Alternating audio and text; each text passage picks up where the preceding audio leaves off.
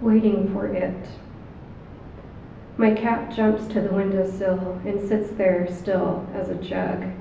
He's waiting for me, but I cannot be coming, for I am in the room. His snout, a gloomy V of patience, hooks out into the sun. The funnels of his ears expect to be poured full of my footsteps. It, the electric moment, a sweet mouse will appear at his gray eye's edge. I'll be coming home if he sits on the window ledge. It is here, I say, and call him to my lap. Not a hair in the gap of his ear moves. His clay gaze stays steady. That solemn snout says, it is what is about to happen, not what is already here.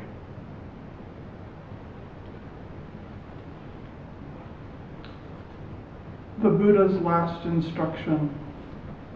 Make of yourself a light, said the Buddha before he died.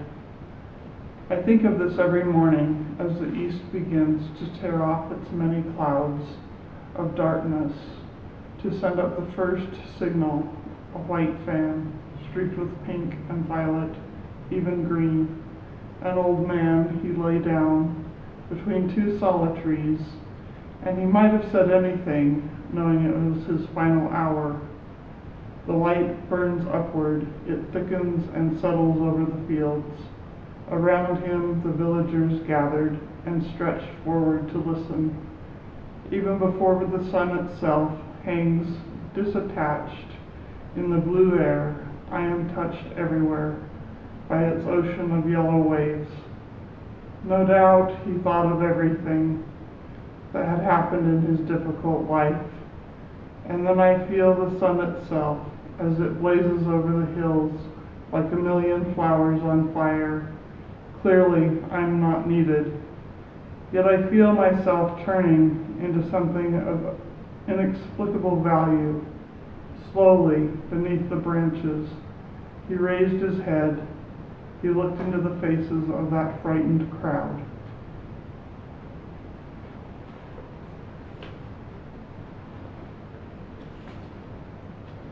The universe.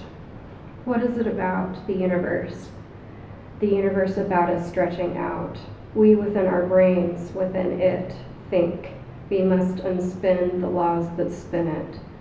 We think why? Because we think because. We think because we think. We think the universe about us. But does it think the universe? When what about us?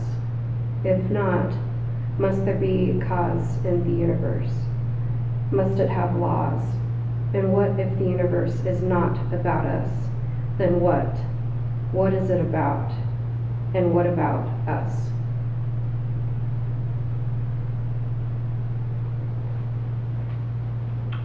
Poppies. The poppies send up their orange flares, swaying in the wind. Their congregations are a levitation of bright dust, of thin and lacy leaves. There isn't a place in this world that doesn't, sooner or later, drown in the indigos of darkness. But now, for a while, the roughage shines like a miracle as it floats above everything with its yellow hair. Of course, nothing stops the cold, black, curved blade from hooking forward. Of course, loss is the great lesson. But also I say this, that light is an invitation to happiness. And that happiness,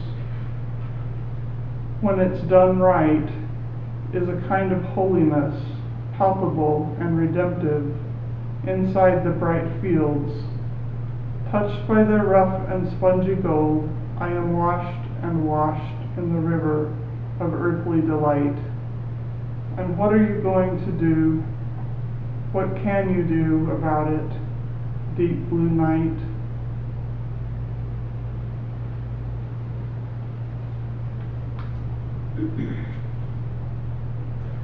Fireflies.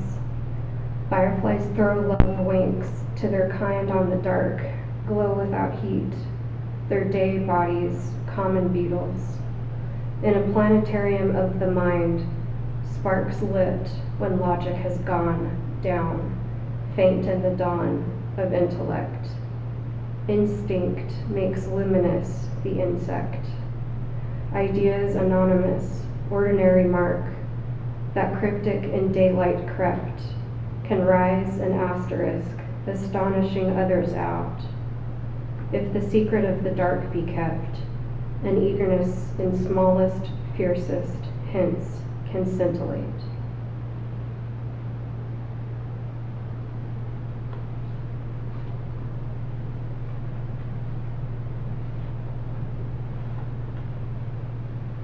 Wild geese. You do not have to be good. You do not have to walk on your knees for 100 miles through the desert repenting. You only have to let the soft animal of your body love what it loves. Tell me about despair, yours, and I will tell you mine. Meanwhile, the world goes on. Meanwhile, the sun and the clear pebbles of the rain are moving across the landscapes, over the prairies and the deep trees, the mountains and the rivers.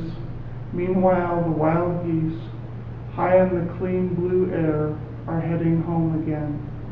Whoever you are, no matter how lonely, the world offers itself to your imagination, calls to you like the wild geese, harsh and exciting, over and over, announcing your place in the family of things.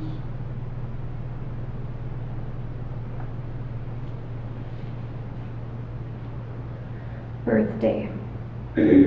What am I doing here? What are the waves doing running? The grass doing growing? What is the worm doing, making its hole? The sun glowing, the stone sitting unmoving.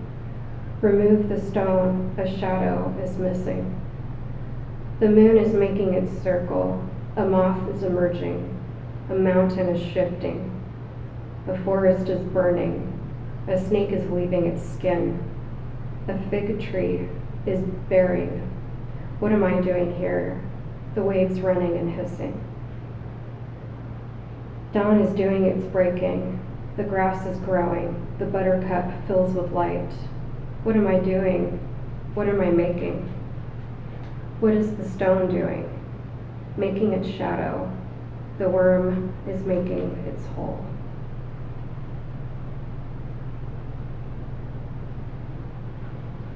The Waterfall, for Mae Swenson. For all they said, I could not see the waterfall until I came and saw the water falling, its lace legs and its womanly arms sheeting down. While something howled like thunder over the rocks all day and all night, unspooling, like ribbons made of snow or God's white hair. At any distance, it fell without a break or seam, and slowly, a simple preponderance, a fall of flowers, and truly it seemed surprised by the unexpected kindness of the air and the light-hearted to be flying at last. Gravity in a fact everybody knows about. It is always underfoot. Like a summons, gravel-backed and mossy, in every beetle basin and imagination. The striver, that third eye, can do a lot but hardly everything. The white scrolled wings of the tumbling water I never could have imagined, and maybe there will be, after all, some slack and perfectly balanced, blind and rough piece finally in the deep and green and utterly motionless pools after all that falling.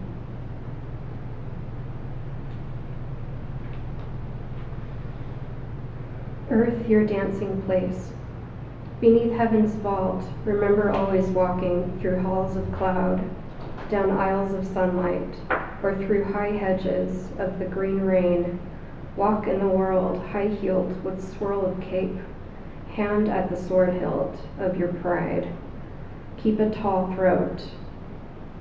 Remain aghast at life. Enter each day as upon a stage, lighted and waiting for your step.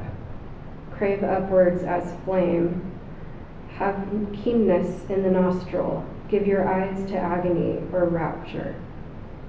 Train your hands as birds to be birding or nimble. Move your body as the horses sweeping on slender hooves over crag and prairie, with fleeing manes and aloofness of their limbs. Take earth for your own large room, and the floor of earth carpeted with sunlight and hung around with silver wind for your dancing place. Rage. You are the dark song of the morning, serious and slow. You shave, you dress, you descend the stairs in your public clothes and drive away. You become the wise and powerful one who makes all the days possible in the world. You are also the red song in the night, stumbling through the house to the child's bed, to the damp rose of her body, leaving your bitter taste.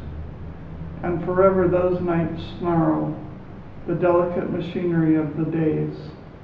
When the child's mother smiles, you see on her cheekbones a truth you will never confess, and you see how the child grows, timidly crouching in corners. Sometimes in the wide night, you hear the most mournful cry, a ravished and terrible moment. In your dream, she's a tree that will never become a leaf. In your dream, she's a watch you dropped on the dark stones till no one could gather the fragments. In your dreams, you have sullied and murdered, and dreams do not lie.